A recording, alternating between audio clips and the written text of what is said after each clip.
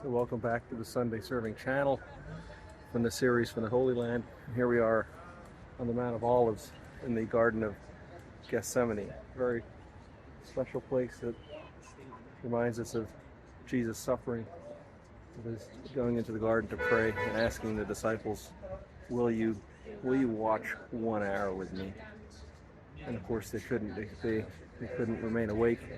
Same question today is, will you watch and pray with me? So we'll cut over here to the group and read a passage from the Bible. The word Gethsemane means olive oil press or olive press. So it suggests, of course, that there were olive trees around. They haven't yet found an olive press in this area, but again, this makes sense. Just the way things are set up here, the old trees and everything.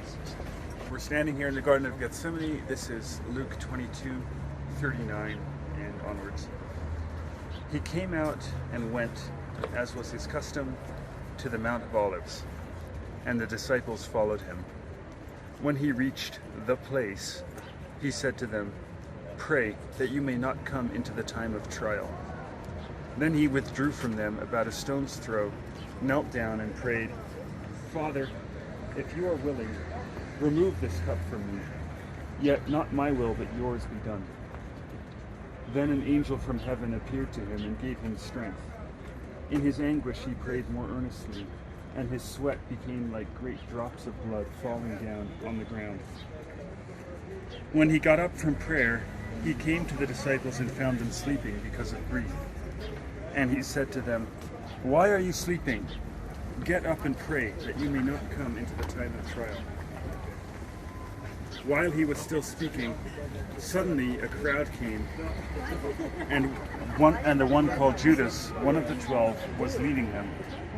He approached Jesus to kiss him, but Jesus said to him, "Judas, is it with a kiss that you are betraying the Son of Man?" When those who were around him saw what was coming, they asked, "Lord, should we strike with a sword?" Then one of them struck the slave of the high priest and cut off his right ear. But Jesus said, "No more of this." And he touched his ear and healed him. Then Jesus said to the chief priests, the officers of the temple police, and the elders who had come for him, "Have you come out with swords and clubs, as if I were a bandit? When I was with you day after day in the temple, you did not lay hands on me. But this is your hour and the power of darkness." Then they seized him and led him away, bringing him into the high priest's house. But Peter was following at a distance.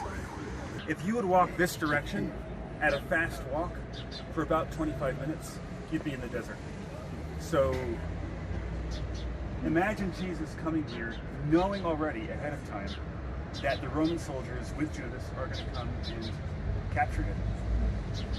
In about 25 minutes, half an hour of fast walking, or less than that, he could have hidden, and everything would have been okay. It would have been totally fine, right? He would have been free. Nobody would have been able to find him.